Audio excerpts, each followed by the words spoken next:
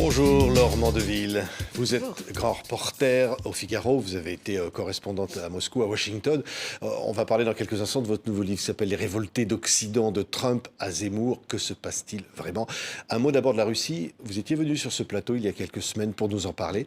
Vous dites aujourd'hui, ça y est, c'est fait. On voit qu'il y a effectivement peut-être la possibilité pour l'Ukraine de gagner cette guerre. Oui, en fait, bon, je pense que évidemment rien n'est joué et que cette espèce de rouleau compresseur russe qui continue à dévaler sans frein la pente vers un avenir incertain et une véritable catastrophe. Nous ne savons pas ce qui va se passer sur le terrain. Ils vont continuer à essayer de grignoter. Il y a toujours des tentatives très claires en fait de continuation de cette guerre. Hein.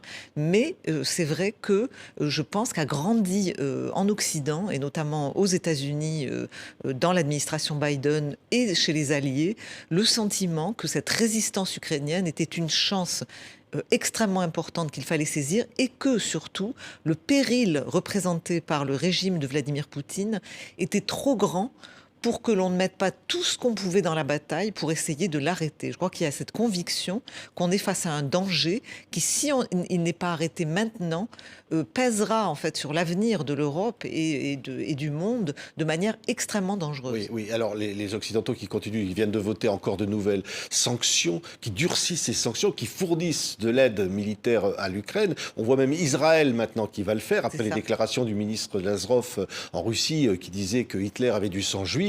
On sent qu'il y a véritablement aujourd'hui une mobilisation internationale pour soutenir l'Ukraine. Exactement. Je crois que c'est vraiment très très frappant. C'est une sorte de réveil, en fait, tardif, certes, mais réel.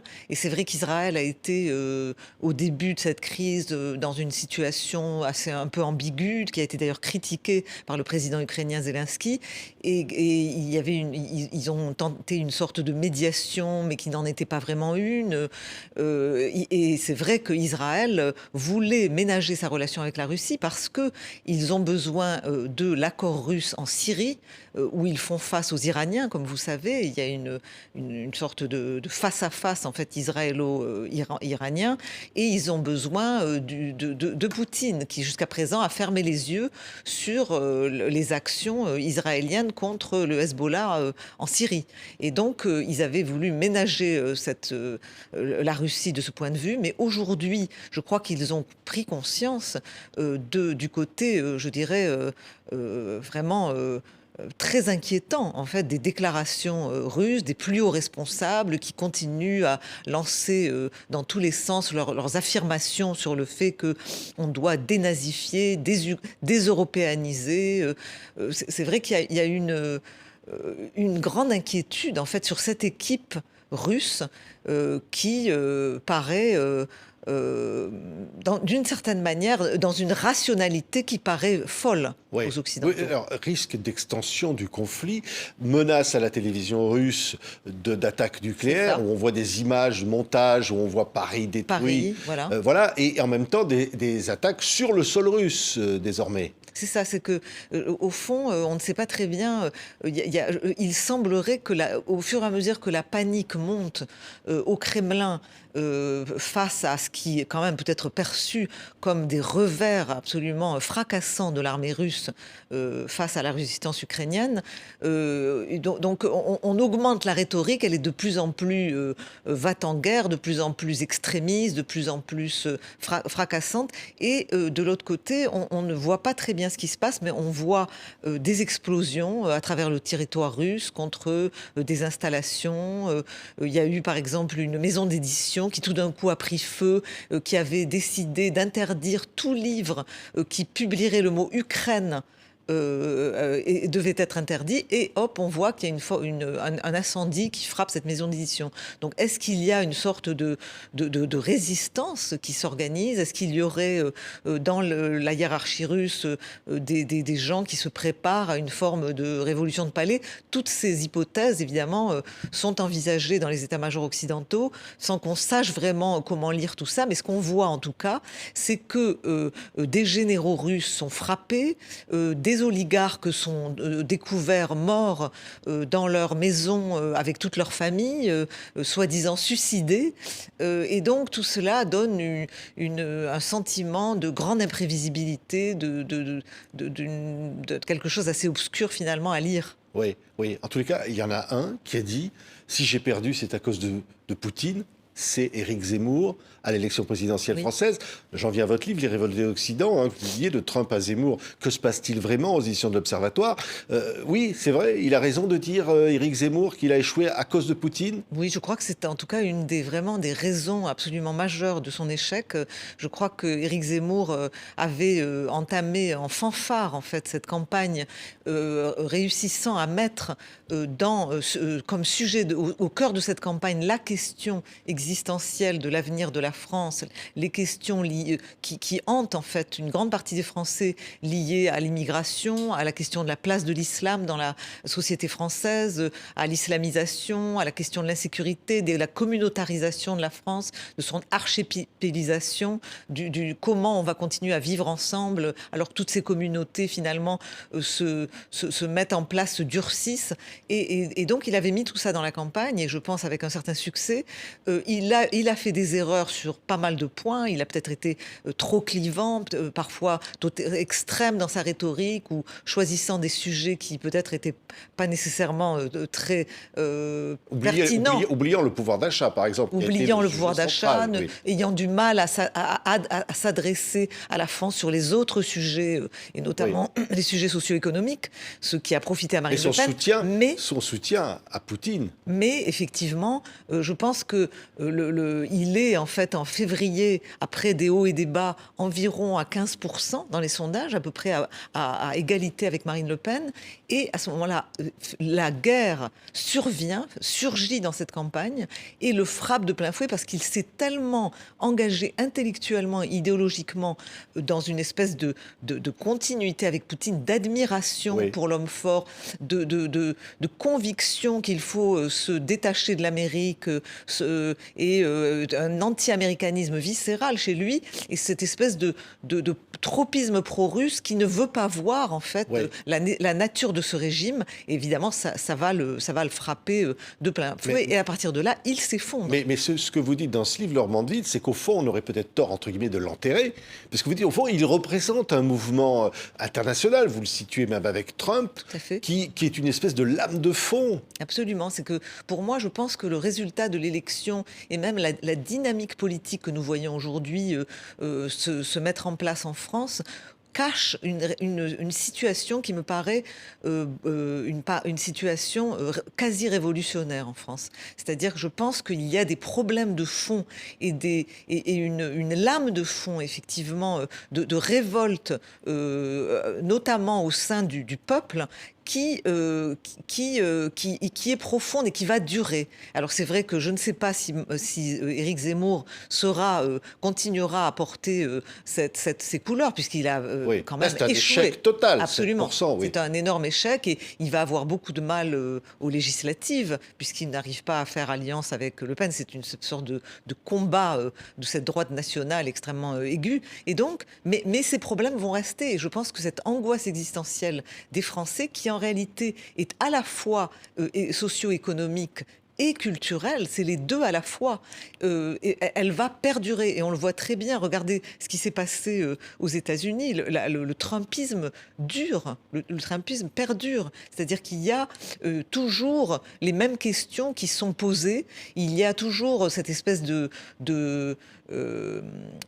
colère vis-à-vis de l'élite, d'une élite qui est partie idéologiquement très à gauche, qui ne veut pas voir les problèmes où sont confrontés les gens, et qui, en fait, extrême droitise, comme dirait Mathieu Bocoté, enfin, qui disons, fascise les gens qui veulent soulever ces questions-là. Et ça, je pense qu'à terme, ça va revenir comme un boomerang sur la scène politique française. Donc, on n'est pas du tout au bout du processus. On voit, par exemple, regardez ce qui se passe en Suède, qui est un pays qui, pendant des années, a regardé la France même en disant mais ce pays est raciste, ce pays est incapable de gérer le problème des minorités, le problème problème de l'immigration, le problème de l'islam. Nous, on est beaucoup plus capables. Nous, on a un système de protection social-démocrate qui est beaucoup plus à même de répondre à ces questions-là. Ils avaient critiqué, dit 2005, les émeutes qu'il y a eu en France. Ça ne peut pas arriver en Scandinavie et notamment en Suède. Et on voit aujourd'hui que le parti socialiste suédois est en train de complètement virer de bord, de s'apercevoir que oui, l'immigration peut créer une communautarisation que nous n'arrivons pas à gérer. Peut-être qu'il faut d'abord qu'on s'occupe d'intégrer les populations qui sont chez nous, parce qu'on a des émeutes, on a des problèmes, on a une montée de l'islamisme, on a des communautés qui sont, comment dire, ségrégées, qui ne font plus corps avec le reste de la nation. Donc des problèmes on voit exactement les mêmes problèmes qu'ici, qu'on voit aussi aux Pays-Bas, j'en parle beaucoup dans le livre, qui était aussi un laboratoire qui se pensait absolument, si vous voulez, formidablement équipé pour gérer les problèmes de minorité et qui s'est réveillé un beau jour de 2002 avec l'assassinat d'une personnalité, Pim Fortuyn,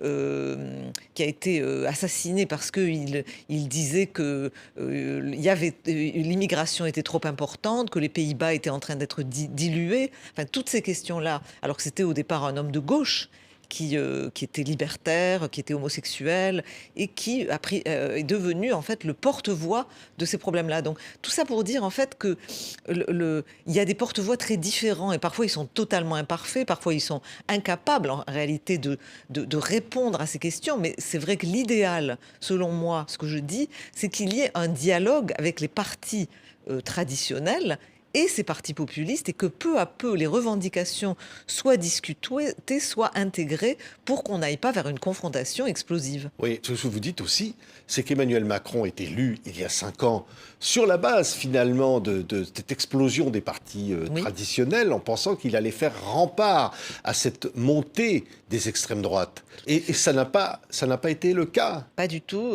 C'est vrai que au fond, Emmanuel Macron a été, il a finalement détourné cette révolte. Moi, ce que je dis dans mon livre, c'est que au fond, il a été un candidat anti-parti traditionnel.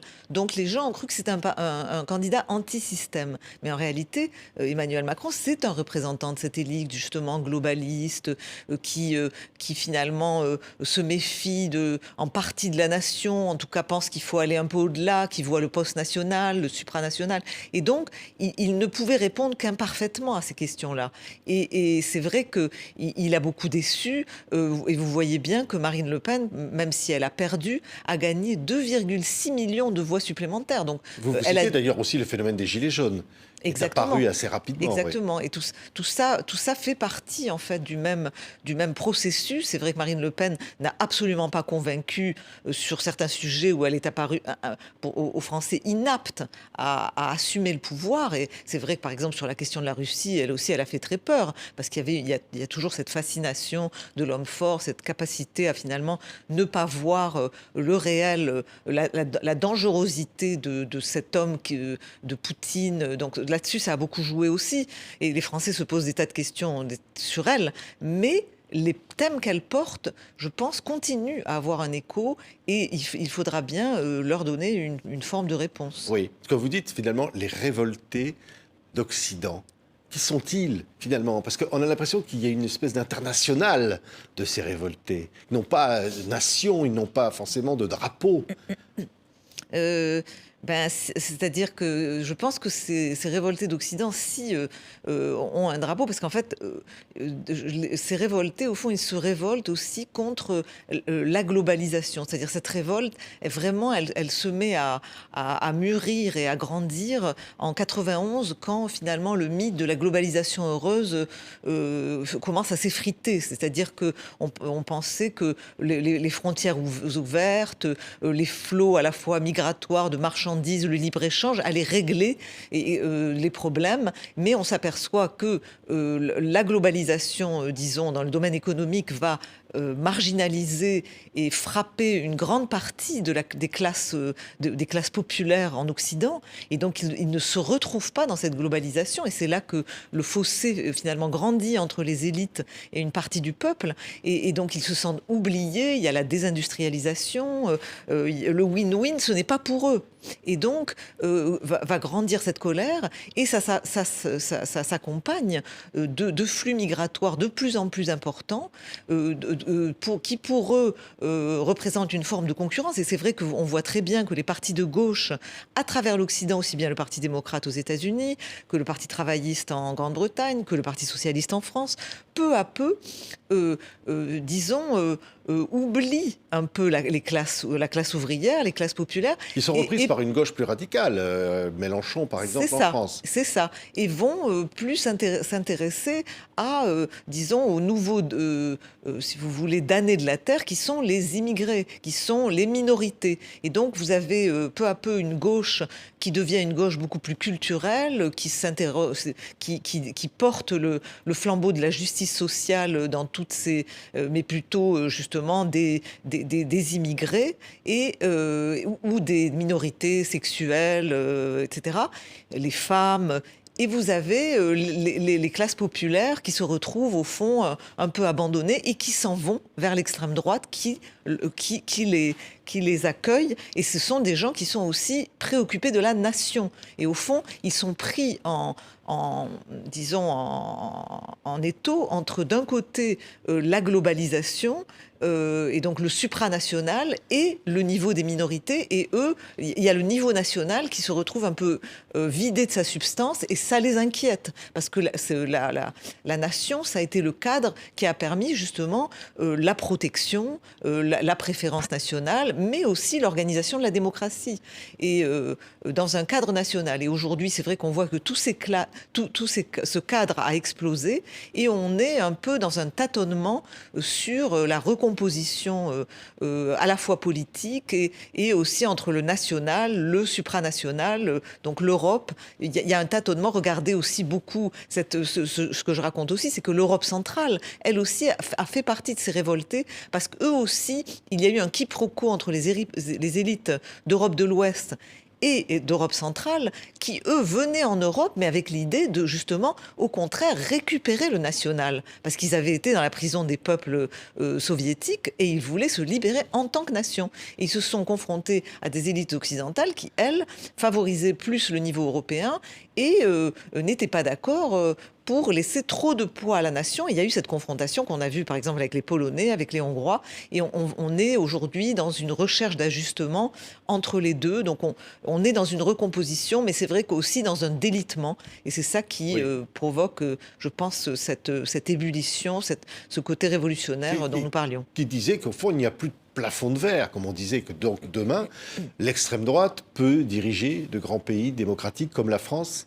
Je pense que ce n'est pas exclu, mais ça dépendra aussi de leur capacité à faire alliance avec des élites. Parce que c'est vrai que on voit bien qu'ils n'ont pas de point d'appui suffisant et peut-être le sérieux suffisant pour être acceptés. C'est-à-dire il leur faut pour gouverner être plus équipés. Et donc, je pense que ça va dépendre des deux côtés. Il va continuer à y avoir une forme de cordon sanitaire, ou au contraire, la prise de conscience qu'il vaut mieux une recomposition, où dans des deux côtés, on fait des concessions, c'est-à-dire qu'il ne s'agit plus pour l'extrême droite de faire exploser le système et de mettre à l'index toutes les élites, parce qu'on voit bien que c'est complètement ridicule et qu'on ne peut pas se passer de représentation. Donc, et de l'autre côté, du côté des élites, peut-être la prise de conscience que dire que 41% des Français sont à l'extrême droite, c'est une hypothèse qui ne peut pas tenir bien longtemps. Merci beaucoup. Laure Mandeville, vous publiez donc Les Révoltés d'Occident, de Trump à Zemmour. Que se passe-t-il vraiment pour comprendre, ouvrir la réflexion? Merci d'être venu sur ce plateau. Merci.